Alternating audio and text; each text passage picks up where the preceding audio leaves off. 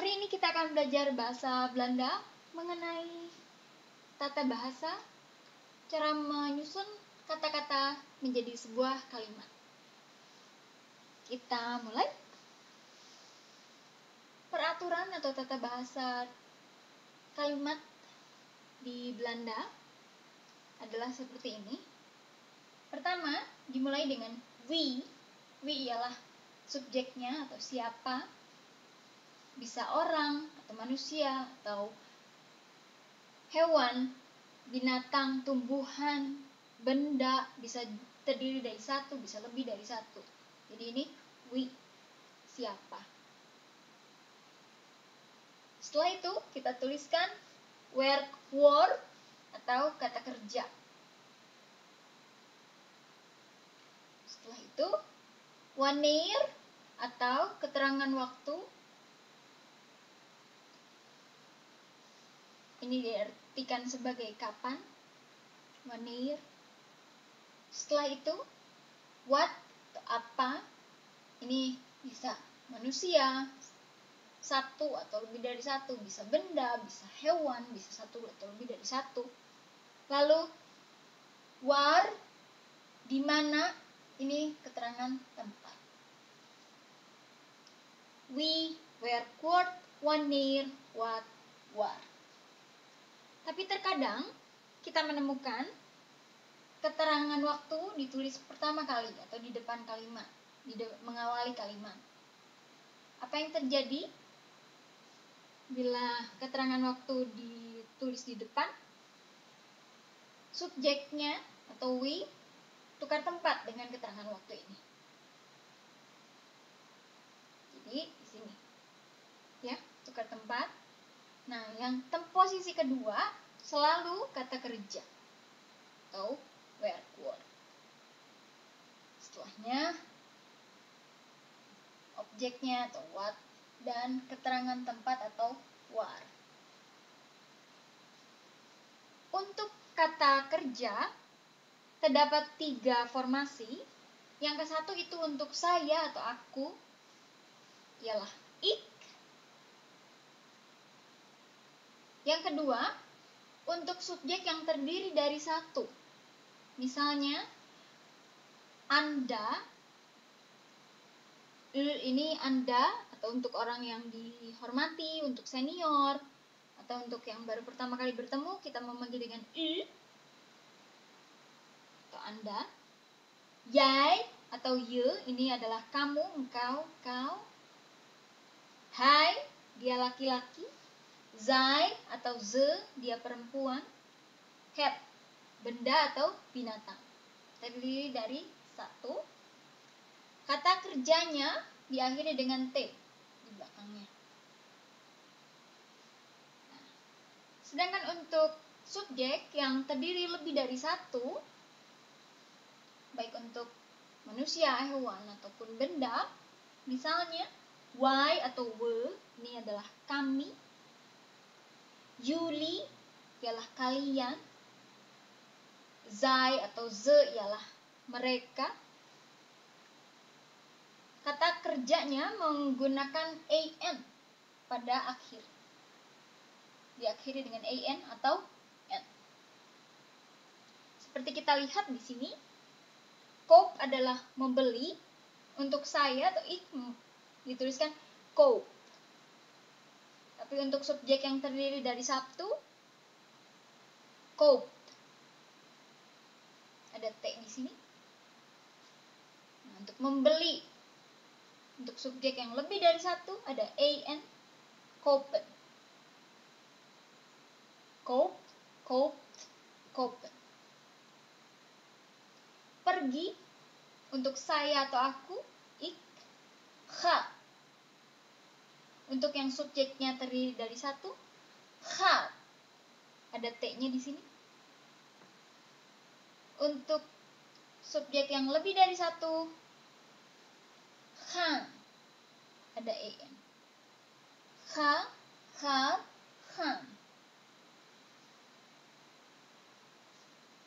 Mari kita mulai membuat kalimat. Pertama kita coba dengan yang subjeknya saya atau ik, aku, ik. Ga ialah pergi, morgen ialah besok, met dengan, mijn kepunyaan saya, broer saudara laki-laki, adik laki-laki atau kakak laki-laki, naar ke, Spanje Spanyol, wie werkwoord, wanneer keterangan waktu, objek atau what atau benda, objek atau orang, manusia, hewan, ya, keterangan tempat. Ik ga morgen met mijn broer naar Spanje. Ik ga morgen met mijn broer naar Spanje. Sekarang kita coba yang ditukar antara keterangan waktu dan subjek. Ini. Kata kerja tetap di posisi kedua. Morgen ga ik met mijn broer naar Spanje. Morgen ga ik met mijn broer naar Spanje. Kita coba dengan subjek yang terdiri dari satu, dia laki-laki, atau bahasa Inggrisnya he, mempergunakan ga. Hij gaat morgen met mijn broer naar Spanje. Ditukar, keterangan waktu ditulis di awal. Morgen gaat hij met mijn broer naar Spanje. Besok, nah ini gaat, pergi, hij itu dia laki-laki. Kalimat yang mempergunakan subjek lebih dari satu. Gaan, kita gunakan wij, kami. Wij gaan morgen met mijn broer naar Spanje. Atau kita tukar, morgen gaan wij met mijn broer naar Spanje. Nah, untuk kata kerja kita lihat di sini dari koop ke koop, dari ga ke gaat. Di sini menambahkan t. Di sini a-nya double lalu diberi t. Sedangkan di sini koop untuk an, o-nya hilang satu menjadi koopen ditambah an. Untuk ini ga, a-nya double lalu jadi ada n. Gaan.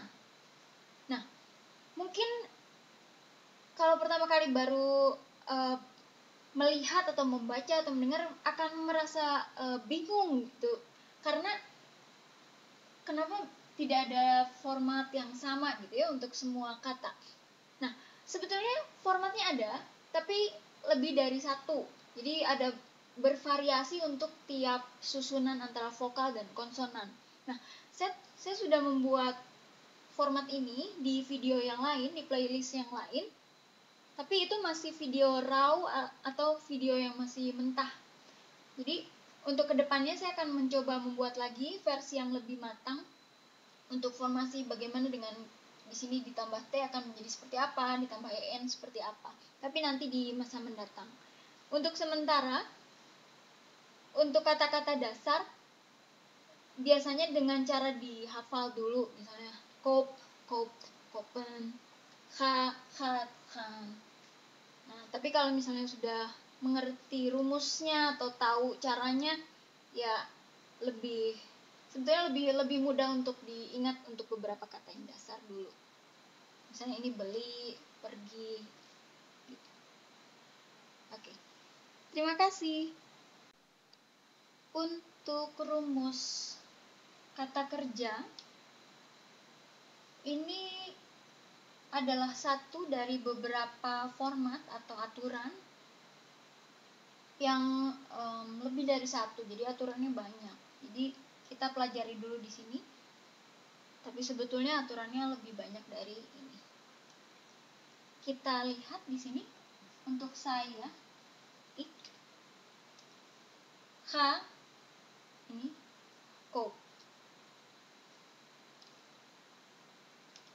Untuk satu orang atau yang subjeknya satu memerlukan T di belakangnya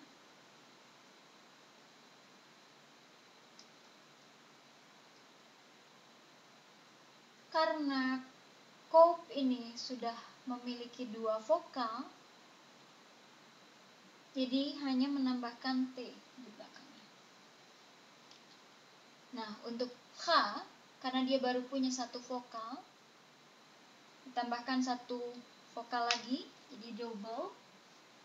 H baru bisa ditambahkan T. Nah, untuk yang subjeknya lebih dari satu,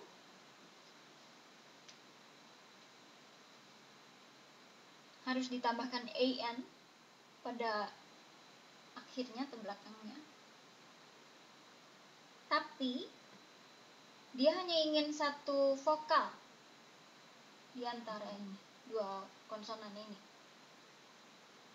Ini ada dua vokal, dua O, harus jadi satu. Baru ditambah an. Nah, untuk yang H sudah punya satu vokal.